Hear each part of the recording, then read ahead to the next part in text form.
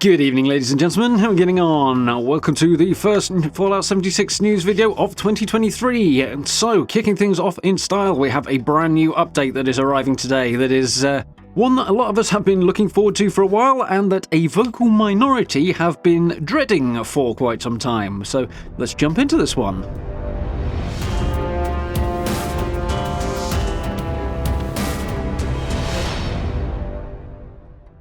Okay, yeah, so first update of 2023 is on us today, and quite quick turnaround on this one. Bethesda announced that there would be maintenance yesterday for today, so not a whole lot of warning, but cool nonetheless. And there's a few things on this update that some were scheduled for the last update, but got pushed back because they weren't quite ready, and some other stuff it looked like it was going to be coming on the update that is due at the end of February, so the next major update is due on the 28th.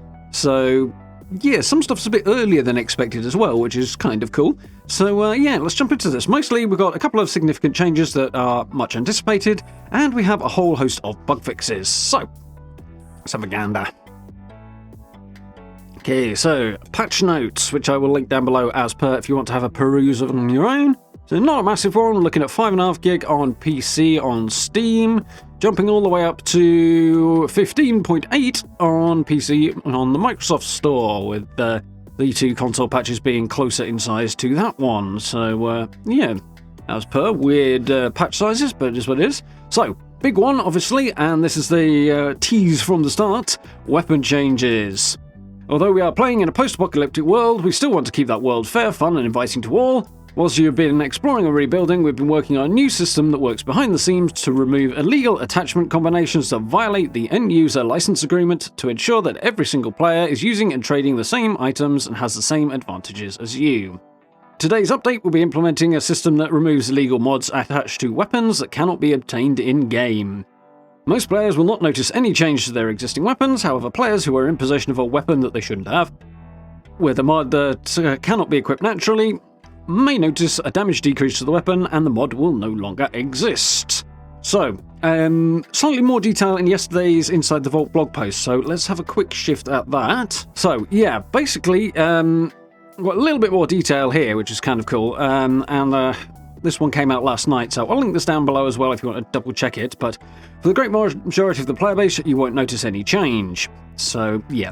We are talking about a vocal but distinct minority of the player base who are going to be tagged by this, and it's definitely a healthy improvement to the environment, long overdue and definitely a good thing, and contrary to what the vocal minority would have everybody else believe, this is not going to tank the game at all. Just look at the number of people who've started the game for the first time in the last month in 2023 alone. That people are pouring out of Vault 76 for the first time at the moment, so on all three systems I might add, not just on PlayStation where the game's available free to PS Plus players at the moment.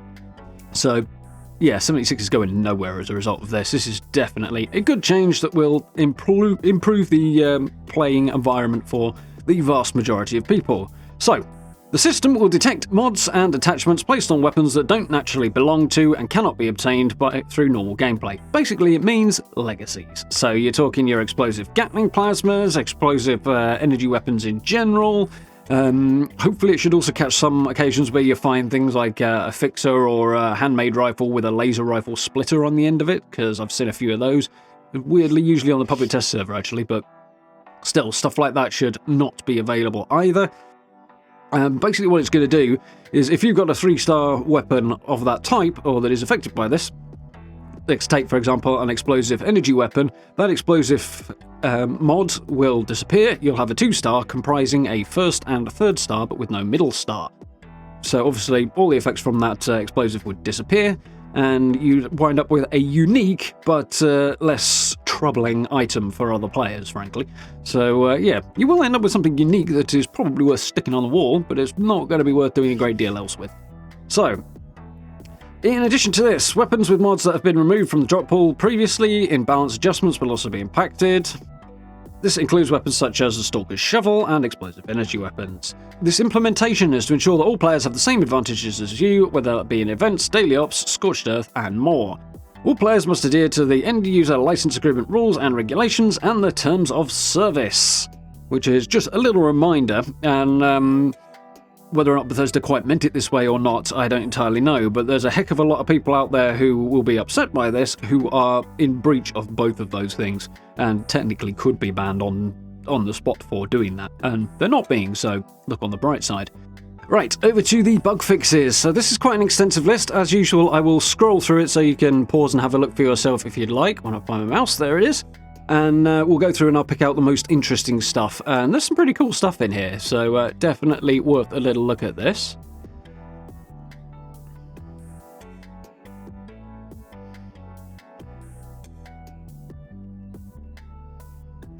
Okay, so what do we got then?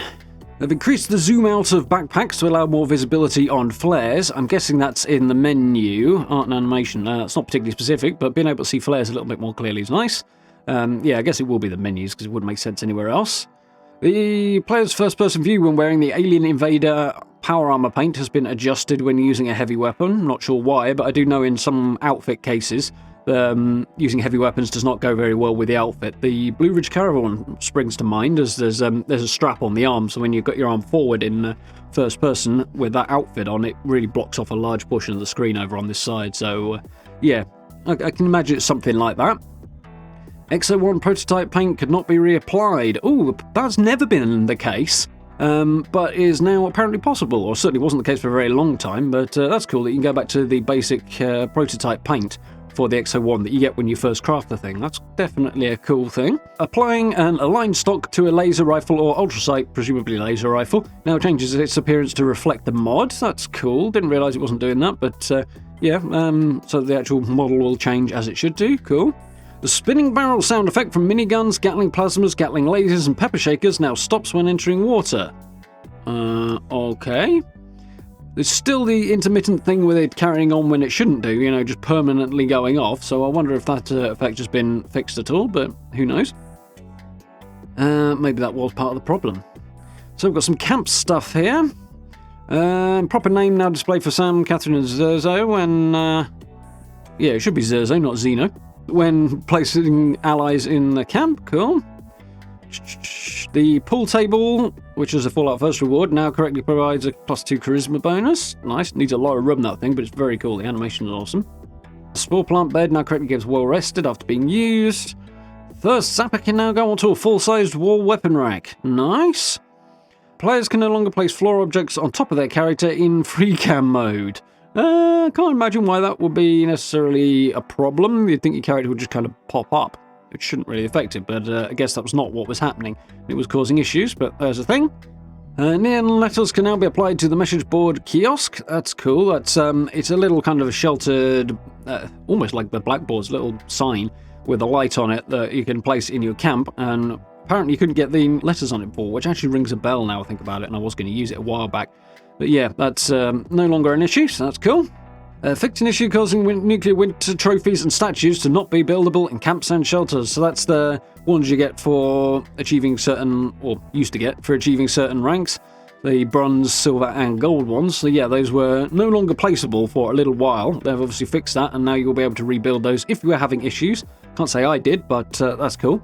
Hopefully that'll also apply to those who are having issues with the stash boxes as well. But yeah, definitely a win. They weren't supposed to be removed, it's just something went belly up for some reason. Adjustments to collision and snapping on the landlubber and Sea Legs pirate ship prefabs. Those are Fallout First prefabs from December, I think. Well, fun prefabs those, so quite cool. Good to have those made a little bit more flexible. I didn't have any problems myself, but still. So fix an issue where the radioactive holiday tree would leave persistent radiation when stored in a blueprint. So presumably if you put it down and then removed it via a blueprint, you could still get irradiated when you passed the spot where it was. Yeah, that's cool. Players who have learned the recipe for Cappy and Bottle's couple sign can now correctly build the object. So that's one of the new plans from Nuka World on Tour. It's been fixed to work properly. And the watch post prefab has a collision fixed on the top stair. Nice. So that's the one that I did, not the most recent camp, but the one before. It's the basically tree house on top of a dead tree. The top stair, sometimes trying to get over that lip was a bit of a nightmare. And yeah, it looks like they fixed that issue, which is cool. It's definitely a good shout. So this is a cool one with challenges, one that we noticed early on with Nuka World on Tour. Events completed in Nuka World on Tour now correctly count towards complete events in the Ash Heap challenge, whereas it was only the older ones previously. Oh, this is kind of interesting. Addressed an issue that prevented players from entering the Garahan mining headquarters from the Garahan mining lobby. So I'm not quite sure which way around that would be. But yeah, clearly a door was not functioning the way it should do, and now you can get in and out of that building properly, which is good because there's a very significant quest in there. It's a side quest technically, but it's an important one, so yeah, not good if that doesn't work. Lady G's stall is in its proper place now. Apparently it wasn't. Didn't know that. So we've got a few event adjustments here. Distinguished guests, players will now receive proper rewards for completing each stage. Feed the people. Food canisters will no longer despawn during Feed the People when a player enters the loading dock, so the side room basically. Apparently that was just clearing everything out of your inventory. Weird, but cool. Hopefully they still despawn when you leave the event though. Nuka World on Tour, a few fixes here. All Nuka World on Tour public events now correctly drop legendary cores. Cool. What's Slept Beneath now grants the correct amount of XP, so that's a little side quest. Seismic Activity properly grants Ultrasite Scrap. Deposit Buckaroos counter in Most Wanted. It displays the number of Buckaroos needed instead of a progress bar. Okay, so they've just changed the UI a little bit for Most Wanted. Unfortunately, nothing in there about the copyrighted music, but I'm not massively surprised by that. Okay, so there's a whole bunch of item changes here, but there's a couple of them in particular that stand out as being interesting. Top of the list, gunpowder is now a junk item. They've actually changed the name, or at least they did on the PTS. As to whether or not that'll actually carry over to live, I don't know, but we'll have to check. But just keep an eye out because the name might have changed. But either way, gunpowder is now classified as junk, and it can go into your scrap box if you have one and you're a Fallout First player, which is a definite win because that used to take up so much room in the inventory and in the stash box, and it weighed a ton. So definitely nice to be able to store a whole bunch of that where we couldn't before, so that's definitely a win. Nuka-Cola Grape now shows the correct value of rads removed after drinking. That's a UI update. This one's interesting. Radaway Diluted. They've reduced the debuff timer on that one to align with conventional Radaway. Because conventional Radaway had a 15-minute debuff, whereas for some reason the diluted one had a 2-hour one. Yeah, that's a bit weird. So good move pulling that down to a 15-minute debuff. Definitely an improvement. Whole bunch of localization fixes, always good. Couple of perk fixes. My Magic Moonshine and Vintage My Magic Moonshine now work with a Quack Surgeon perk, which allows you to heal people with alcohol. Oh, that's interesting. They've added a gameplay setting that allows players to reject shared perks from team members. Very interesting. So the one that springs to mind as being useful here is there are some charisma-based healing perks that will allow you to heal rads on other players. So for bloodied players, they might have somebody on their team who either heals himself or heals the player, and it wipes out a lot of their rads, massively weakening their build and basically knackering things at an inconvenient time because you often can't get your rads back in a hurry during a fight, for example. So you have the option now in the gameplay settings, you have to go in there and change that manually, to reject those shared perks and prevent that from happening. That's just one example, but that's quite a cool little adjustment. I don't know how, I guess it's either you reject everything or you reject nothing, so I can't imagine it's a specific perk by perk thing, so something to bear in mind there and have a little look into. So we're going to jump on to the weapons. There's a whole bunch of stuff on here that is kind of interesting.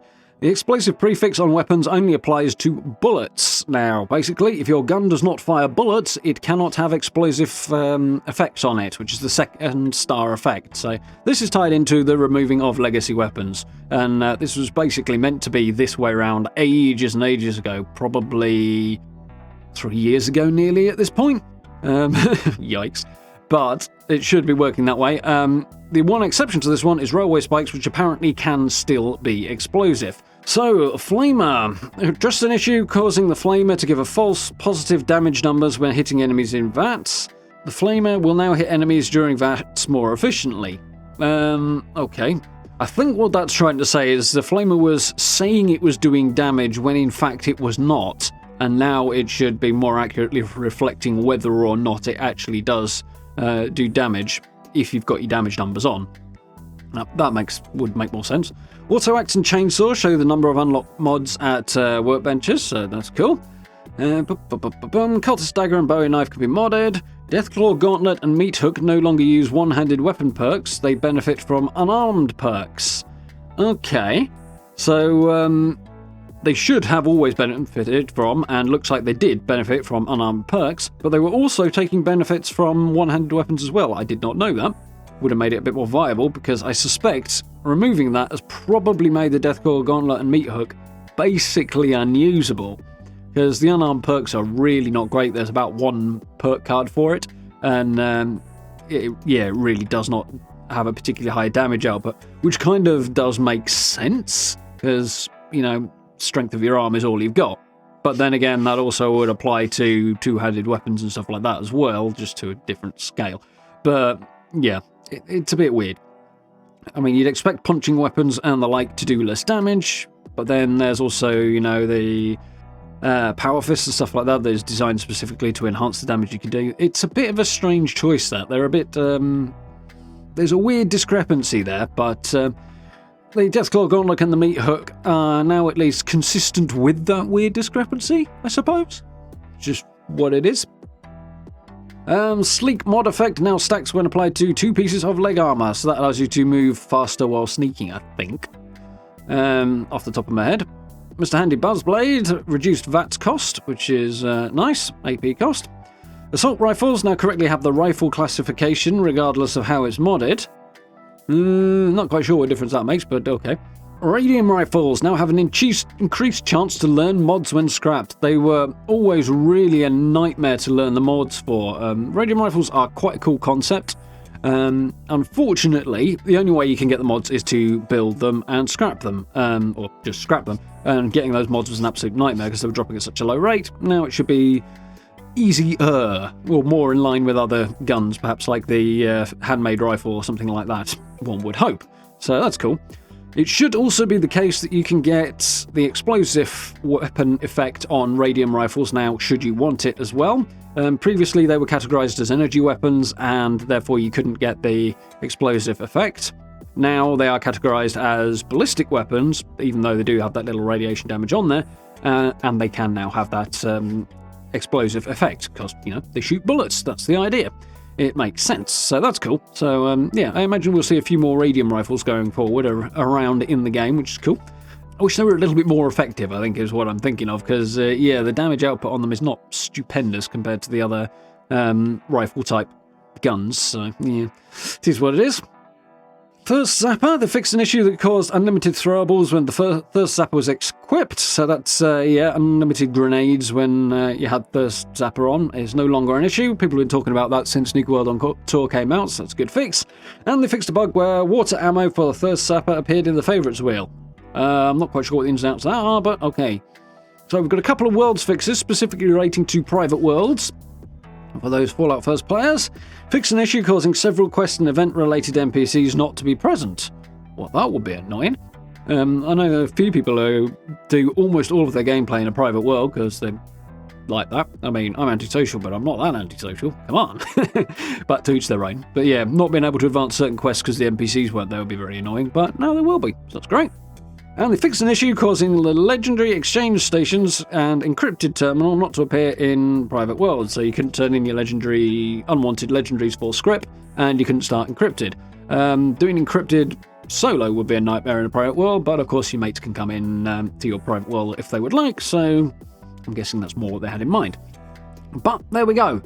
All of the interesting bug fixes and stuff, and there are some very, very cool ones in here. Particularly happy about the gunpowder being now a junk item. That's definitely a bonus, and obviously the big thing of the day is the removal of legacy weapons, which has been coming for a while. I'm a little surprised they didn't put that back on the PTS before this update came out, because it was originally scheduled for the Nuka World on Tour update in December, and they pulled it because it was having some knock-on effects on other weapons. You'd think they'd want to put it back and double-check it. So, it might be worth double-checking your weapons to make sure that nothing has been affected that shouldn't have been affected. So make sure your non-legacy weapons are working as intended and they're not missing any legendary effects or anything like that when you dive back into the game, because could be a minor issue there. But there we go.